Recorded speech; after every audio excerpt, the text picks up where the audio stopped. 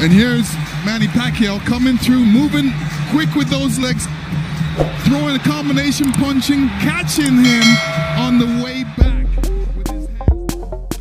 What's up guys at welcome back sa ating YouTube channel, The Sports Flash TV.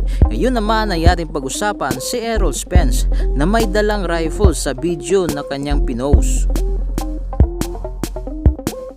Na kung maaalala nyo guys, namuntik nang mamatay itong si Errol Spence dahil sa isang Ferrari accident at maswerte dahil nakaligtas pa rin siya sa nangyaring aksidente. At pagkatapos niya makarecover ay nag-post agad ito, "No broken bones, I'm a savage."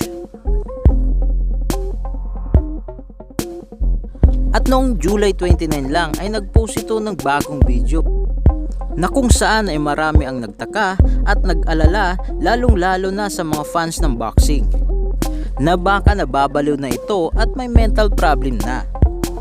Paliwanag naman dito ni Errol Spence, nagdala daw siya ng rifle. Ito ay dahil sa mga coyotes na nagbabalak kainin ang kanyang mga calves. Dito guys ay kinumpara agad siya at baka magaya kay Taylor na dating world champion na kung saan ay nagkaroon ng mental problem. Si Taylor ay nakulong ng 19 years dahil sa akusasyon na binaril niya ang isang miyembro ng kanyang pamilya. Marami ang nagsasabi na hindi na 100% na magaling itong si Errol Spence mula nung muntik na siyang mamatay dahil sa aksidente. Meron nagsasabi, "I really hope he's still the same after the accident."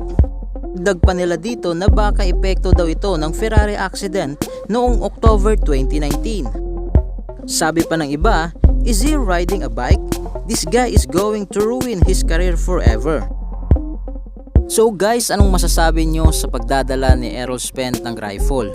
Comment down below. Pero kung bago ka pa lang sa aking channel ay huwag mong kalimutan mag-subscribe, like, and comment, and click the notification bell para updated ka sa mga video na aking i-upload. Maraming salamat!